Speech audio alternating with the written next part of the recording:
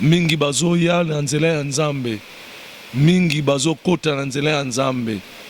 Romona après 6 mois, après 1 année, après 2 ans, atiki kosambela. Peye sa tuni bango bino bozuzela nini? Pona nini bokete? Verset 68, je crois. Pierre a lobi, Seigneur, à qui irions-nous? Toko kende wapi? Toyebi ke yondo zala maloba bomoy. Cela veut dire même si ta parole paraît trop dure pour nous, mais nous sommes certifiés, nous sommes convaincus que c'est toi qui es la vie. On ne peut pas t'abandonner. Même si nous souffrons, nous allons continuer à souffrir avec toi. Même s'il faut mourir, nous allons mourir avec toi. Comme on a les lois, bani vie chrétienne, na une église, 2 mois, 3 mois, 1 année, on a tiki nangai, azalaki en Afrique, azo sambe, na Kinshasa, kota ba retraite ba jeune, azo prier, ako koma na poto bo atiki ko sambe là, parce qu'il ne connaît pas Dieu. Il croit que Dieu c'est les robes, il croit que Dieu c'est la voiture, c'est le mariage. Il prie par rapport à une chose, et lorsqu'il va obtenir la chose, il abandonne Jésus. Jésus est plus que toutes ces choses là. Jésus c'est la vie. Au devant de toutes choses, s'attacher avec Jésus, quel que soit bitumba, quelle que soit ma complication, quel que soit le konazo, le canal nazute, je ne peux pas abandonner. Paul dit, je sais en qui j'écris. Na landier pour nabi côté, na landier parce que c'est lui la vie. Sans l'effusion du sang, il n'y a pas le pardon du péché. Là où le sang a coulé, et c'est là où Dieu pardonne. Et quelqu'un qui s'est dit converti, et ça m'a regretté vie passée naïe. Il dit que je ne retournerai plus là-bas. Na balusi, mon Congo na ngai kuna pe na keili boso na landi Yesu Christo. Na pasine sengo na kozonga simate. S'il faut mourir, je vais mourir à ses pieds parce qu'il est ma vie. Soki na kufia ko seku sangai. Bolingo mokili oyo ezali, moi salingi mobali na mingi, mobali alingi moi si mingi. Et amabete, mais komona komi momo ko moi sa kufi mobali antikali. Pourquoi tu veux te détacher de Jésus? Parce que libala ono zangote. Jésus n'est pas venu pour donner le mariage d'abord. Il n'est pas venu pour donner d'abord du travail de voyage. Non, il est venu pour donner la vie. Combien de bateaux bazou après bapengui? Bazali est belé. Bateau est belé après qu'on soit bapengui. Parce que l'eau quoi banaï qu'on luka yanga banaï qu'on génélé. Ils allaient qui terminissent naïe. Ce que ils qui voyage. Ce que ils qui libala. Yango mona comme une poto. Il abandonne l'œuvre de Dieu. Abandonné crainte et Nzambé. Parce que son objectif, son but c'était l'Europe. C'était les États-Unis. Mais nous, notre but, c'est Jésus qui nous amènera au ciel et qui nous amènera dans la vie éternelle. C'est ça. Yaya semola yaya semola loboko yakako katanika mona kene kimonene yaya semola loboko yakako katanika mona kene kimonene naleli yo naleli soki nalingaki yokolo na motema na ngai soki nalingaki yo nzapa na motema mobimba ezalaki te mpona mona o bapasi na bapasio ezalaki te mpona mona o pinzoli ye sembola loboko sembola nzambe oyo asala adamu loboko esalaka ewa ye sembola ye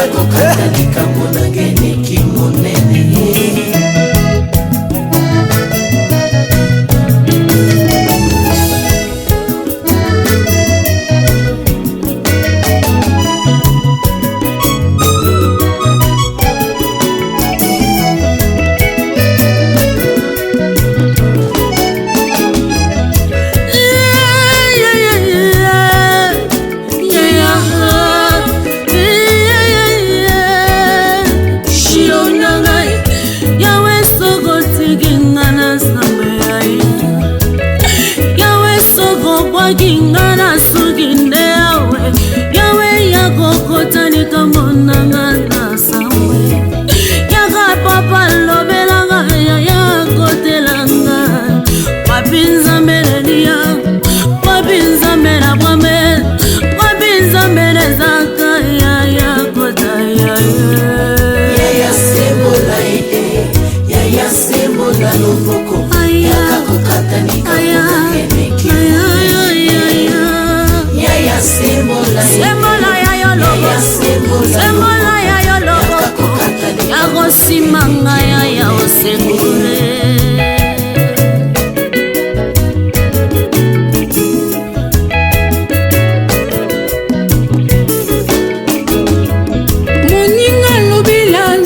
Makambo na yo moninga lobela papa mabotebele oya yende mosungi ya kokamwa Yesu yende elikia ya basantu ya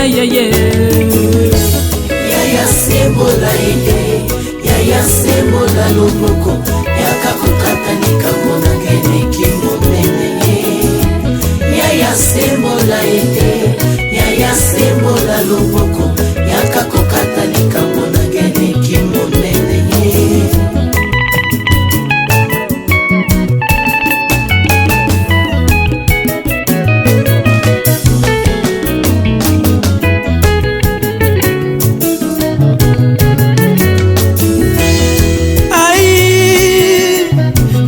Je vais girer ozawa pinkolo mokono elati nzoto maninga mapesi yango nkombo nazuka wapi nakepa ya minganga o bango nyonso liloba se moko oza wapi nzambe nabelelaka ekolo sembola loboko oza wapi oyo nabelelaka butu na moye sembola loboko oza wapi.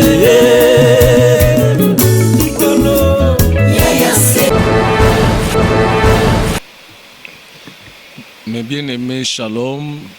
Na pesi bino mbote na kombo ya nkolo Yesu Kristo. Na lisusu na bandako na bino koya kokabola na biso sango malamu na tina ya oyo nzamba tie biso susu na motema. Je crois na se présentaka me na kolimba te peut-être ndeko moko akutala susu na moninga etembala liboso na net ngai komona ngai Serge Diambu nazali pasteur na église Les Pèlerins na Kinshasa RDC na commune ya Kalamu quartier Kauka. Nzambe azwa lokumu na avenue Bananier numéro 2. Yango ezali nde présentation na ngai tika Nzambe azwa lokumu. Nalingi to partager na mokolo alelo, to partager na thème moko sur jusqu'au bout, c'est ça le thème, jusqu'au bout. Kino nasuka. Moni Bible Zoloba, celui qui se relâche de son travail, il est l'ami de celui qui détruit. Proverbe lobi ango. Oya bandaka mosala akati azaka kande mona moto azobebisa mosala moto nyonso amelaka kir asali kir ya maladi abandi kir akati mingi rechute salaka bango pe malade yaka makasi mingi parce qu'il est en train de détruire. Nous voulons parler ya thème oyo jusqu'au bout na tokozwa na mokanda ya 2 rois na mokanda ya 2 rois chapitre 1 kokitati na se mois moke. Nakotangongo rapidement. Lorsque l'Éternel fit monter Élie au ciel dans un tourbillon, Élie partait de Gilgal avec Élisée. Élisée dit à Élisée, reste ici, je te prie, car l'Éternel m'envoie jusqu'à Bethel. Élisée répondit, l'Éternel est vivant et ton âme est vivante, je ne te quitterai point. Et ils descendirent à Bethel. Et les fils des prophètes qui étaient à Bethel sortirent vers Élisée et lui dirent, sais-tu que l'Éternel enlève aujourd'hui ton maître au-dessus de ta tête? Il répondit, je le sais, taisez-vous. Élie dit à Élisée, reste ici, je te prie, car l'Éternel m'envoie à Jéricho. Il répondit, l'Éternel est vivant et ton âme est vivante, je ne te quitterai point. Ils arrivèrent à Jéricho et les fils des prophètes qui étaient à Jéricho s'approchèrent d'Élisée et lui dit, sais-tu que l'Éternel enlève aujourd'hui ton maître au-dessus de ta tête? Il répondit, je le sais aussi, taisez-vous. Élie lui dit, reste ici, je te prie, car l'Éternel m'envoie au Jourdain. Il répondit, L'Éternel est vivant, ton âme est vivante, je ne te quitterai point. Et ils poursuivirent tous deux leur chemin. 50 hommes d'entre les fils des prophètes arrivèrent et s'arrêtèrent à distance vis-à-vis. Et deux s'arrêtèrent au bord du Jourdain. Alors Élie prit son manteau, les roula et en frappa les eaux qui se partagèrent ça et là. Et ils passèrent tous deux à sec. Lorsqu'ils eurent passé, Élie dit à Élisée, demande-moi ce que tu veux que je fasse pour toi, avant que je sois enlevé d'avec toi. Élisée répondit, qui est sur moi, je te prie, une double portion de ton esprit. Verset 10, Élie dit, tu demandes une chose difficile, mais si tu me vois pendant que je serai enlevé d'avec toi, cela t'arrivera. Ainsi, sinon, cela ne t'arrivera pas. Wana ezalaki mwa lecture moko ya molai oyo tokoki kosala, mais ezalaki na ntina tosala yango teme tolobaki ezali jusqu'au bout. Mingi bazoya na nzela ya Nzambe, mingi bazokota na nzela ya Nzambe. Romone après 6 mois, après une année, après 2 ans, atiki kosambela, atiki Nzambe. Nayebi te soki ezalaki conversion, nayebi te soki ezalaki kaka esprit de masse, parce que ebele nyonso babimaki Égypte po bakende na Israël, bango nyonso te bazalaki bana Israël. Il y avait un peuple là dedans, on les appelait les ramassis. Bazalaki kaka bakoti na loyenge, bazali kokende. On croyait que bana Israël bazobima, nzokande ba étranger moko baki na kati, nzokande ezaki na ba oba s'infiltrer na kati. On croyait qu'ils étaient des enfants d'Israël. On les appelait des ramassis. Ils n'avaient pas la race de Dieu. Ils étaient pas les enfants d'Israël. Pe bango anande ba komaki pierre d'achoppement pour na bana Israël mingi, pe ba maneko cha Moïse pression mingi. Et bango wana okomona lelo bani vie chrétienne na yene église 2 mois 3 mois une année on a tiki na ngai azalaki na Afrique azo sambe na Kinshasa kota ba retraite ba jeune azo prier akokoma na poto boatiki ko sambela parce qu'il ne connaît pas Dieu. Il croit que Dieu c'est les robes, il croit que Dieu c'est la voiture, c'est le mariage. Il prie par rapport à une chose et lorsqu'il va obtenir la chose, il abandonne Jésus. Jésus est plus que toutes ces choses-là. Jésus c'est la vie. Il a dit je suis la vie, je suis le chemin, je suis la vérité, je suis la vie. Cela veut dire je suis le chemin de la vérité qui amène à la vie. C'est Jésus notre Dieu. Donc le bonito kangamanaye au-delà ya biloko. Même si banzela yankolo kokoza na ba difficulté nango, nous devons nous attacher à lui. Nazo kanisa na mokanda ya Jean 6, mokolo moko Yesu na ba yekoli na ye, batu ba yaki o baliaki mapa, tango Yesu alobi ngande lipa na bomoy. Il a parlé, je suis le pain descendu du ciel, c'est moi que vous devez manger, celui qui mangera ma chair et qui va boire mon sang, celui-là sera sauvé. La parole était tellement haute, la parole était tellement dure par rapport à leur entendement. Que cette parole est dure pour entendre. La Bible dit que ces disciples ils partirent. C'est que ils étaient au nombre de 120. Après 70, après 12. Les 120 là, les 70 là, kei 12. Pour la nini bokete. Verset 68, je crois. Pierre a lobby, Seigneur, à qui irions-nous? Cela veut dire même si ta parole paraît trop dure pour nous, mais nous sommes certifiés, nous sommes convaincus que c'est toi qui es la vie. On ne peut pas t'abandonner. Même si nous souffrons, nous allons continuer à souffrir avec toi. Même s'il faut mourir, nous allons mourir avec toi. Nous allons mourir avec toi. Le royaume, ce n'est pas le manger, le boire. Romains chapitre 14, verset 17. Le royaume de Dieu n'est pas le manger, le boire, mais c'est la paix, la joie et la justice dans le Saint-Esprit. Nous devons d'abord mettre ça au devant de toutes choses, s'attacher avec Jésus, quel que soit bitumba, quelle que soit ma complication, quel que soit le konazo kana nazute, je ne peux pas abandonner. Paul dit je sais en qui j'écris. Nalandie pour nabilo côté, nalandie parce que c'est lui la vie, c'est lui qui me donnera tout ce que j'ai et tout ce que j'ai besoin, c'est la vie éternelle. Il est venu pour nous donner la vie éternelle. Naloba kango mukolomoko nalobi, Yesu alobi na femme samaritaine dans Jean chapitre 4 verset 13. Celui qui boira de cette eau que tu es en train de puiser, il aura encore soif. Cela veut dire bilo kongo mokilesi la raposate. Okolia boyo yo kizuposa kolia. Olatisa nzoto no bilamba mbala boni. Bilamba sikosomba ngo combien de fois. Au monde qu'après 3 mois mono bandi obayango, olobi oyebimi yango, modo ebimi yango, sapota sika yango. Oyo ezalaki wana otie pembe nozo occupé sous. C'est ça la routine. Cessons avec ça. Tendons-nous vers ce qui est meilleur, ce qui est mieux, c'est Jésus-Christ. Oya Anzulu Kakate, il est l'éternel, il est le Dieu tout-puissant, il est l'eau de la vie. Oya komelaye, katinaye, akosasuna posa maite, soko kominaye, sosasuna posa nzame mususute. Parce que c'est lui la vie. En Jésus, nous avons tout pleinement. Celui qui a Jésus, il a tout pleinement. Et il en aura à son temps. Il doit voir la patience. Il doit se contenter de ce que Dieu lui a donné à ce temps-là. Mais il doit voir la joie d'être l'enfant de Dieu plus que tout ce que Dieu lui aurait donné. Nakati ya mokili oyo. Ndeko nangai. Jusqu'au bout. Élisée akangamaki na Eli. Babandi wapi na Gilgal. Gilgal ngolo ba Golgotha. Eza même mot. Eza la même dérivé. Golgotha, Gilgal. Vie a monté bandaka na Golgotha. Conversion ya sole bandaka na Golgotha.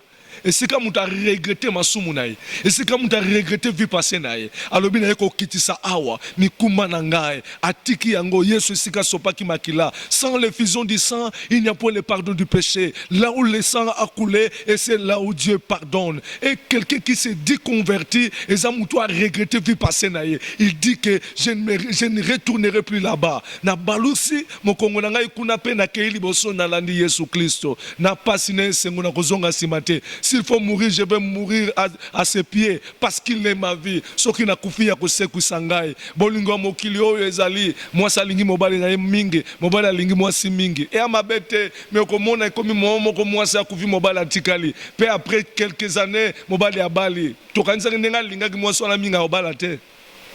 Mais abali kaka.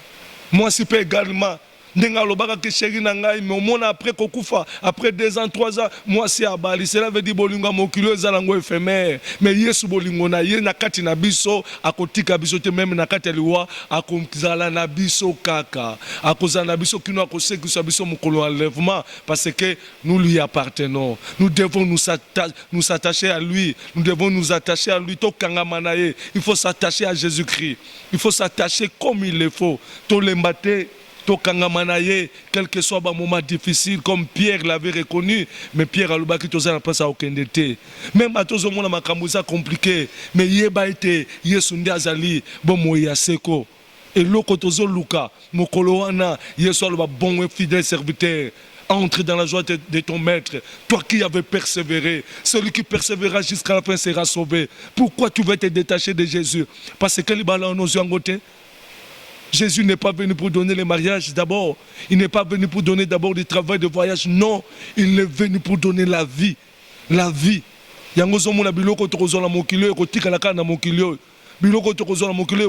la vie éternelle, nous en avons. Nous devons mettre d'abord ce qui est essentiel et ce qui est primordial. C'est notre attachement avec Jésus-Christ jusqu'à la fin.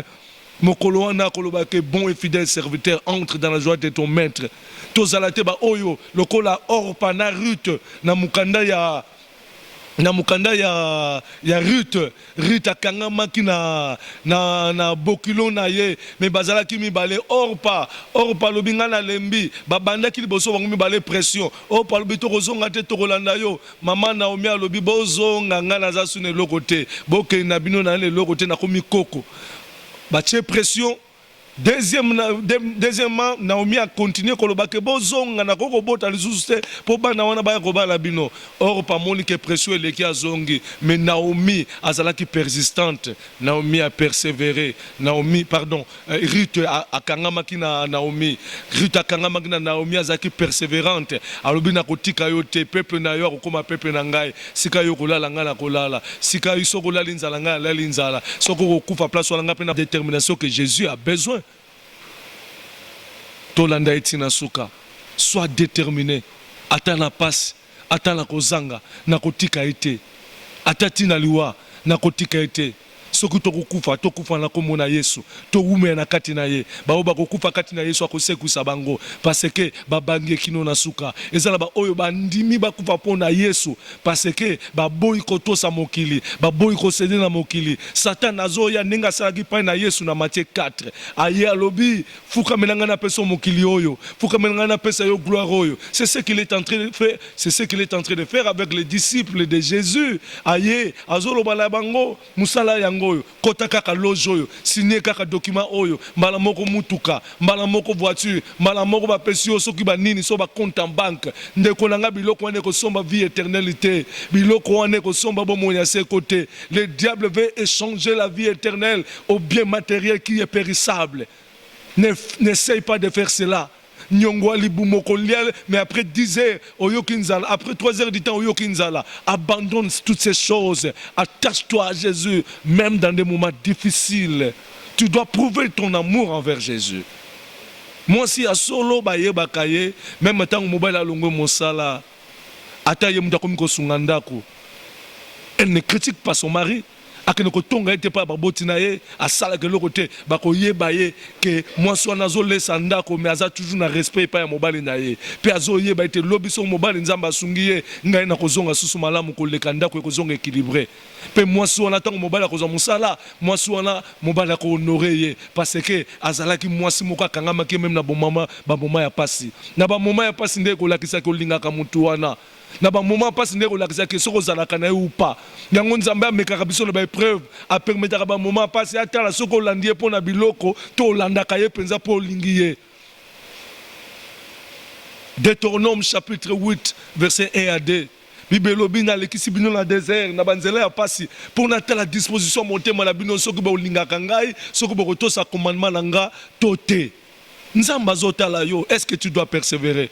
D'abord balongwe Élisée na Élie a le bitika là Élisa bina otika yote Élisa azalaki disciple ya Élie ndenge biso zo ba disciple ya Yesu ba problème muso zo na vie zo l'action neto tika nzambe ba problème on était zo benga na yo ozo mona kozo ba bando c'est quand même la famille au semble la tout monde n'a rien mais ce n'est pas pour ça que moi je prie pour la vie éternelle je m'attache à Jésus pour la vie éternelle pe na yebi ka kotika ngati akobakisa ba longwe na Gilgal ezali elilingi ya Golgotha tu dois passer par la croix afin que vie n'engage à la transformer na crucifier la chair. La Bible dit crucifier la chair, marcher selon l'esprit et vous n'allez pas accomplir les désirs de la chair.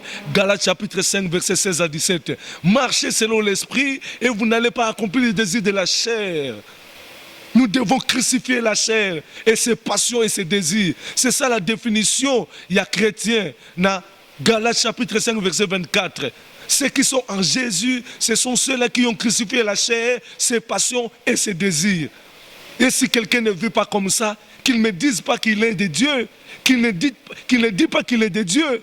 Alors, Kazali Nzambe. Parce que Nzambe baza oyo bakabi bomo ina bango pona Yesu.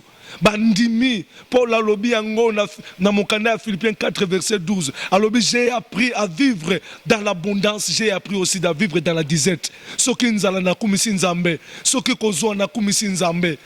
Je m'attache à Jésus, je m'accroche jusqu'au bout. Soki kolala nzala na lali nzala, soki kozwa nazuna nzambe. Combien de batu bazui après bapengui, bazali ebele, batu ebele après kozwa bapengi parce que eloko banayi ko luka yanga banayi ko genele, ezalaki terminus na ye. Soki ezalaki voyage, soki ezalaki libala, yango mona comme na poto, il abandonne l'œuvre de Dieu, a abandonné crainte ya nzambe parce que son objectif, son but c'était l'Europe, c'était les États-Unis. Mais nous, notre but, c'est Jésus qui nous amènera au ciel et qui nous amènera dans la vie éternelle. C'est ce que nous devons d'abord chercher jusqu'au bout, mes frères, jusqu'au bout, mes sœurs. Attachons-nous à Jésus-Christ. Sans Jésus, nous ne pouvons rien faire. Yesu abwa kakaba obaya kepa na yete. Yesu apambola kaba obaya kepa na ye. Atika kabangote. Yango lande kolanga na kosenga na yo. Kangama na ye. Gilgal qui veut dire Golgotha. Crucifie tes passions, crucifie tes chairs. Kabona banengo ba camarade mabe, kabona ba nzela mabe, kabona ba kopa mabe. Landa Yesu Kristo. Après Gilgal ba kena Bethel, Bethel ngola kisanda ko ya Nzambe. Soko bongola motema salela Nzambe. Soko bongola motema salela Nzambe. Pourquoi retirer la maboko pambozali kaka spectateur d'église salela Nzambe. Il t'a sauvé pourquoi? Pour que toi aussi tu sers l'Éternel. À travers toi, Kenzamba Bixapé Bamususu, parce que c'est ça Bethel. Après Bethel, Bakiti Wapi Bakiti na Jéricho. Moutou Asa la Kanza Menzamba Tikaka été. Jéricho, ils allaient qui place au Bayaki, Balonaki, 70 palmiers, image, il y a bénédiction. Bible Lobby, c'est l'œuvre de l'Éternel qui te bénira. Tant Israël bazo tambola ba komaki na place moko ba Bible Lobby na Jéricho balonaki 70 palmiers toyebi palmier na kati na mafuta savon makambo beleza na kati eza ba richesse belé. Donc il veut dire Dieu ne te laissera pas comme ça si tu le sais.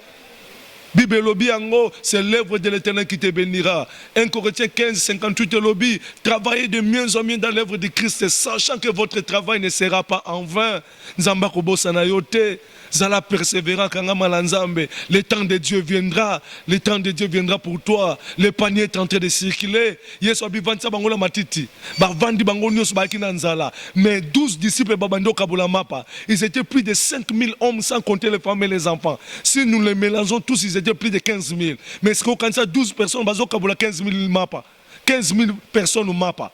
Moukolonini yoza 7 millième personne okozwa moukolonini mais zela ba oya rangé les bozo si bazui peut-être pas ni ya zunga na zute ya ki deja ya balinga na zo balate mutu na tangu na ye nzamba ko sala mutu na tangu na ye zalana kimia vanda et la Bible souligne ils donnèrent à ceux qui étaient assis donc ba tetipe bazala ki obaboye ki ko vanda mais Bible lobi ba pesa ikaka ba o bazala ki ya ko vanda ba musu bazwa ki na ba 15h ba musu bazu na 18h ba musu bazu na 22h essentiel nzamba ko kanisa yo akotelema attache-toi à Jésus-Christ akoboya yote mais yoka finalité à makamunioso c'est la vie éternelle. Oh Bible lobi que n'avons-nous pas fait ça en ton nom? Il leur dira je ne vous ai jamais connu. Vous qui commettez l'iniquité. Bino bonne ko vivre na masumu. Posa na bino zala ki ba yeba bino bosa la succès mais bozaki na posa na ngate. Bozaki na posa onction on a proposé la ngo succès. Nzamba ko utiliser après ba boaki yo parce que papier mouchoir tant tout izaka yango to sala kanine. Après avoir ko pangusana ngo longi ba boaka kayango.